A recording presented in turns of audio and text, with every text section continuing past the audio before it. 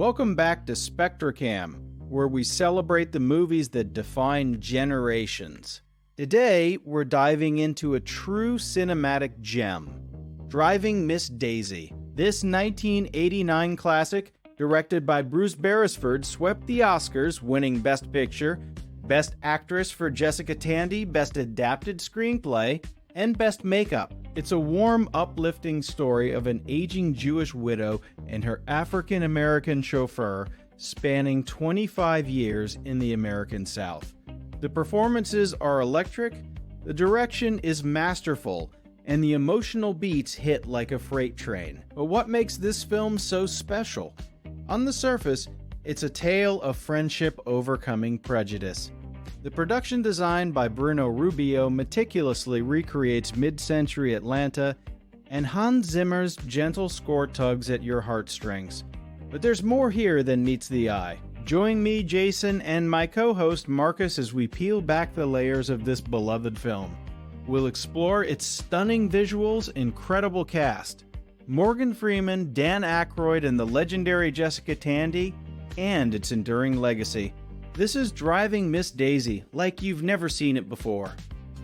But beneath that heartwarming veneer, Driving Miss Daisy harbors a quiet existential dread.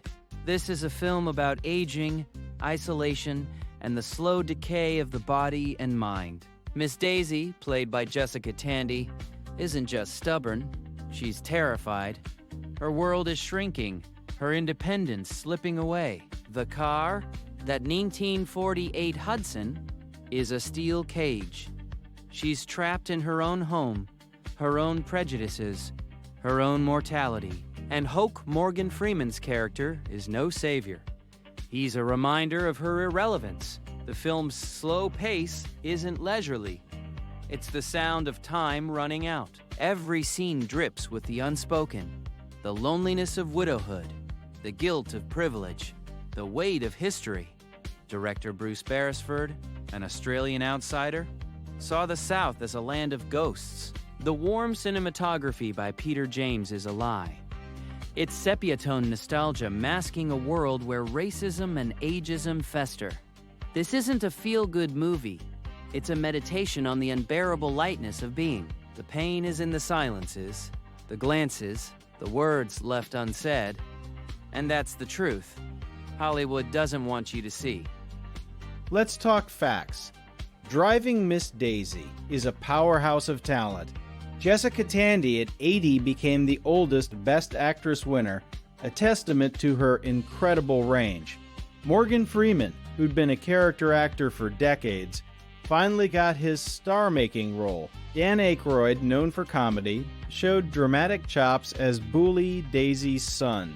The film was adapted by Alfred Uckry from his own play, which won the Pulitzer. Director Bruce Beresford, an Australian, brought a fresh outsider's perspective to the American South.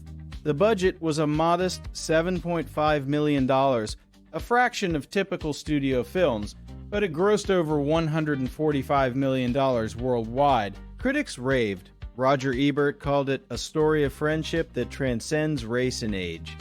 It won 4 Oscars, including Best Picture, beating out Born on the 4th of July and Dead Poets Society. The makeup team transformed Tandy into an aging woman over 25 years using subtle prosthetics. No CGI here. The film's success proved that quiet, character-driven stories could dominate the box office. It's a masterclass in storytelling, with every scene perfectly calibrated to earn its emotional payoff. This is why we love cinema. But the production was fraught with tension. Beresford clashed with Uri over the script's tone. Uri wanted it lighter, Beresford darker. Freeman, a method actor, stayed in character as Hoke, which Tandy found unsettling. She later admitted she felt invisible next to his quiet intensity. The budget constraints meant grueling 14-hour days in the Georgia heat. I cried, struggling with his dramatic pivot, nearly quit after Beresford demanded multiple takes of a simple scene. The industry was skeptical. A film about an old lady and her chauffeur. No one predicted its success, But the real shadow is the film's erasure of systemic racism. By focusing on a personal friendship, it sidesteps the brutal realities of the Jim Crow South. Critics like Spike Lee called it a white man's fantasy, a comforting lie. The film's makers knew this. They just didn't care. Tandy, battling cancer during filming, channeled her own mortality into the role. The result is a performance born from pain, a woman racing against time. The production's hidden cost, the emotional toll on everyone involved. This isn't a happy set story, it's a testament to resilience through suffering. Now let's break down the visual climax of the film, the car crash scene. It's a masterclass in tension and release. Ms. Daisy, driving her old Hudson, has a stroke at the wheel. The camera stays inside the car. Claustrophobic, chaotic. Claustrophobic, chaotic. We see her face contort, her hand slip. The sound design is genius. The screech of tires, the crunch of metal, and then silence. Beresford uses a single unbroken shot to capture the terror. The editing by Mark Warner is seamless, cutting to Hoke's reaction as he rushes to her aid. The lighting shifts from harsh daylight to the shadow of the crash site. This is pure cinema, no dialogue, just visceral emotion. The scene lasts only 2 minutes, but it encapsulates the film's themes: loss of control, dependency, and the fragility of life. The technical prowess is stunning. The practical effects of the crash were achieved with a rigged car and careful choreography. It's a scene that stays with you, a reminder that even in a gentle film, danger lurks. This is why Driving Miss Daisy is more than a drama. It's a visual triumph. The emotional climax isn't the crash, it's the quiet scene in the nursing home. Miss Daisy, now in her 90s, sits in a chair, barely conscious. Hoke visits, feeds her a piece of pie, and she whispers, "You're my best friend." That line, after decades of resistance, is devastating, because it's too late. Her mind is gone, her body broken. The tragedy isn't that they finally connect, it's that they wasted so much time. The nursing home is a prison of white walls and fluorescent lights, a purgatory for the elderly. Hoke, now an old man himself, is the only one who remembers who she was. The scene is a brutal meditation on memory and loss. We see the futility of life. All that stubbornness, all that pride, reduced to a crumb of pie. The camera lingers on Daisy's face, a mask of age, and we realize the film has been a slow march to this moment of emptiness. There's no redemption here, only the cold comfort of companionship. This is the hidden heart of the film. We are all driving toward the same destination, and we can't even see the passenger next to us. But the legacy of Driving Miss Daisy is one of hope. It inspired a generation to believe in the power of friendship across divides. The film's positive cultural impact is undeniable. It sparked conversations about aging, race, and dignity. It showed that change is possible, one small act of kindness at a time. The relationship between Daisy and Hoke is a blueprint for empathy. Hoke's patience and wisdom teach us that we can overcome our prejudices if we just listen. The film also launched Morgan Freeman into superstardom. He became a symbol of grace and authority. For older audiences, Jessica Tandy was a beacon of resilience. The movie's message that it's never too late to connect resonates today more than ever. In a polarized world, Driving Miss Daisy is a gentle reminder that we are all human. It's a film that makes you want to call your grandmother, hug your neighbor, and look beyond the surface. That's the power of cinema, to heal, to unite, to inspire. And this film does it with elegance and heart. But its legacy is also a grim warning. Driving Miss Daisy sanitizes racism, reducing it to a personal failing rather than a systemic evil. It's a film that makes white audiences feel good about themselves without demanding real change. The same year, Spike Lee's Do the Right Thing was ignored by the Academy, a film that burned with rage, not gentle reconciliation.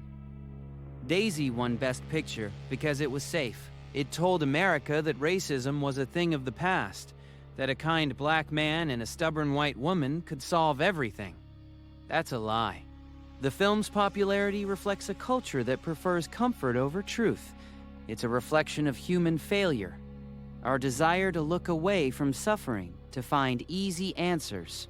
The nursing home scene isn't just sad, it's a condemnation of how we discard the elderly. And the friendship? It only works because Hoke never challenges Daisy's power. He serves her until she dies. This is not equality, it's a fantasy. The film's true legacy is as an opiate for the masses, a beautiful lie we tell ourselves to sleep better at night. So, what's the final verdict? Driving Miss Daisy is a must-watch. It's a beautiful, moving, and technically brilliant film that deserves its place in history. If you haven't seen it, you're missing out on one of the great cinematic experiences. The performances are timeless, the story is universal, and the craftsmanship is top-notch. I give it a 9/10. It's a film that will make you laugh, cry, and think. And that's what great art does. So go watch it, stream it, buy the Blu-ray, whatever. Then come back to SpectreCam and tell us what you think in the comments. Did it move you? Did it change you? We want to hear your stories, and while you're at it, hit that like button, subscribe to the channel, and ring the bell for more deep dives into cinema's greatest treasures. Remember, movies are not just entertainment, they're windows into the human soul, and Driving Miss Daisy is one of the clearest windows we have. Stay cinematic, my friends. And my final thought, Driving Miss Daisy is a mirror. Look into it and you'll see, not just a story, but yourself, your fears, your prejudices, your mortality. The film whispers what we dare not say, that we are all driving toward the same end, alone in our own cars, even when someone sits beside us. The friendship between Daisy and Hoke is real, but it's also a coping mechanism, a way to face the abyss with a hand to hold. The film doesn't offer solutions. It offers a question. What will you do with the time you have? Will you cling to your pride, or will you reach out? The answer is in the silence at the end, when Daisy's eyes close and Hoke's hand lingers. That's the haunting truth. We have so little time, and we waste so much of it. Driving Miss Daisy is not a comfort, it's a challenge. And that's why it will never leave you. Good night, and drive safe.